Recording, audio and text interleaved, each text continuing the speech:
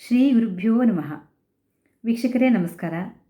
ಗ್ರಾಚಾರ ಪರಿಹಾರ ಚಾನೆಲ್ನ ಸ್ವಪ್ನಫಲ ವಿಶೇಷ ಕಾರ್ಯಕ್ರಮಕ್ಕೆ ಸ್ವಾಗತ. ಈವರೆಗೂ ಹಲವಾರು ಸ್ವಪ್ನ ವಿಚಾರಗಳು ಹಾಗೂ ಶಕುನದ ವಿಚಾರಗಳ ಬಗ್ಗೆ ನಾವು ಮಾತನಾಡಿದ್ದೀವಿ. ಇವತ್ತಿನ ವಿಚಾರ ಕಾಮನ ಬಿಲ್ಲು. ಕಾಮನ ಬಿಲ್ಲನ್ನು ನೋಡೋದೇ ಒಂದು ಸೊಗಸು. ಆ ಬಣ್ಣಗಳು, ಅದ್ಯಾವ ಕಲಾಕಾರ ಅದನ್ನು ಆ ಬಣ್ಣವನ್ನು ಆ ರೀತಿಯಲ್ಲಿ ಹಚ್ಚಿದ, ಅಷ್ಟರ ಮಟ್ಟಿಗೆ ಅದನ್ನು ಕಮಾನವಾಗಿ ಬರೆದ ಕೆತ್ತಿದ ಅದೆಲ್ಲ ನಮ್ಮ ತಲೆಗೆ ಬರುತ್ತೆ.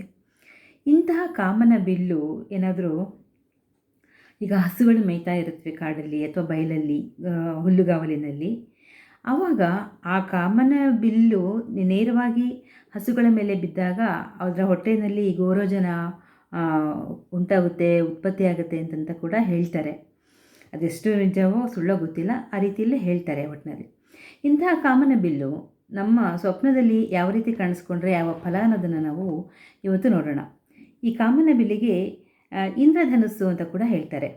ಈ ಇಂದ್ರಧನುಸ್ಸು ಸ್ವಪ್ನದಲ್ಲಿ ನಮಗೆ ತಲೆಯ ಮೇಲೆ ಸರಿಯಾಗಿ ಅಥವಾ ಸಮೀಪದಲ್ಲೇ, ಅಂದರೆ ತಲೆ ಹತ್ತಿರದಲ್ಲೇ ಏನಾದರೂ ಆ ಕಾಮನ ಬಿಲ್ಲು ಬಿದ್ದ ಹಾಗೇನಾದರೂ ನಮಗೆ ಕನಸು ಕಂಡ್ರೆ, ಒಂದು ವೇಳೆ ಕನಸು ಕಂಡವರು ಏನಾದರೂ ಬಡವರಾಗಿದ್ದರೆ ಶ್ರೀಮಂತರಾಗ್ತಾರೆ. ಅವ್ರಿಗೆ ದಿಢೀರನೇ ಎಲ್ಲಿಂದನೋ ಅದು ಅವರ ಸಂಪಾದನೆ ಜಾಸ್ತಿ ಆಗ್ಬೋದು, ಅಥವಾ ಅವ್ರದ್ದು ಪೂರ್ವಾರ್ಜಿತ ಪಿತ್ರಾರ್ಜಿತ ಆಸ್ತಿ ಬರಬಹುದು.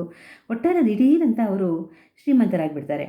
ಅದೇ ಐಶ್ವರ್ಯವಂತರ ಕನಸಿನಲ್ಲೇನಾದರೂ ಈ ಇಂದ್ರಧನಸ್ಸು ಅಥವಾ ಕಾಮನ ಬಿಲ್ಲು ತಲೆಯ ಮೇಲೆ ಅಥವಾ ತಲೆಯ ಸಮೀಪ ಬಿದ್ದ ಹಾಗೆ ಕಂಡ್ರೆ ಐಶ್ವರ್ಯವಂತರು ಬಡವರಾಗಿಬಿಡ್ತಾರೆ ಅಂತ ಕೂಡ ಹೇಳಲಾಗುತ್ತೆ ಸ್ವಪ್ನಫಲ ವಿಚಾರದಲ್ಲಿ.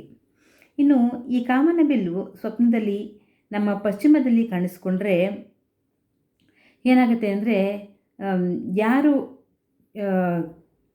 ದುಷ್ಟರಿರ್ತಾರೋ ಅವರಿಗೆ ಕೇಡು ಹಾಗೂ ಸಜ್ಜನರಿಗೆ ಕ್ಷೇಮ ಉಂಟಾಗುತ್ತೆ, ಹಿತ ಉಂಟಾಗುತ್ತೆ, ಅವರಿಗೆ ಎಲ್ಲ ಬೇಕಾದಂತಹ ಸಕಲ ಸೌಲಭ್ಯಗಳು ಕೂಡ ದೊರಕುತ್ತೆ ಅಂತ ಹೇಳ್ತಾರೆ. ಗೊತ್ತಾಯ್ತಲ್ವ? ಇನ್ನೊಂದ್ಸಲ ಹೇಳ. ಪಶ್ಚಿಮದಲ್ಲಿ ಏನಾದರೂ ಕಾಮನ ಬಿಲ್ಲು ನಾವು ಮಲಗಿರ್ತೀವಿ, ನಮ್ಮ ಪಶ್ಚಿಮಕ್ಕೆ ಏನಾದರೂ ಕಾಮನ ಬಿಲ್ಲು ಕಾಣಿಸ್ಕೊಂಡಾಗ ಆ ಮಲಗಿದ್ದವ್ರು ಏನಾದರೂ ದುಷ್ಟರಾದರೆ ಅವರಿಗೆ ಕೆಡುಕುಂಟಾಗುತ್ತೆ.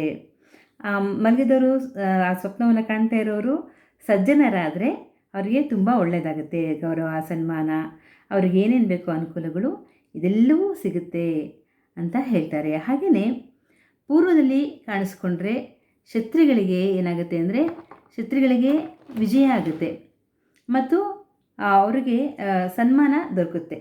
ಯಾರು ಶತ್ರುಗಳಿಗೆ ಇರ್ತಾರಲ್ಲ, ಆ ಶತ್ರುಗಳ ವಿರುದ್ಧ ವಿಜಯವಾಗಿ ಸನ್ಮಾನ ಉಂಟಾಗತ್ತೆ ಕಾಣಿಸ್ಕೊಂಡ್ರೆ.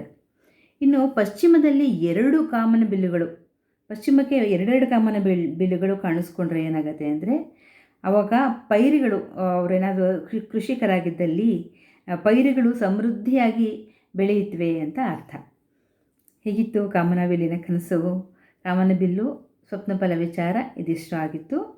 ಮುಂದಿನ ಸ್ವಪ್ನಫಲ ವಿಚಾರದಲ್ಲಿ ಮತ್ತೆ ಭೇಟಿಯಾಗೋಣ. ನಮಸ್ಕಾರ.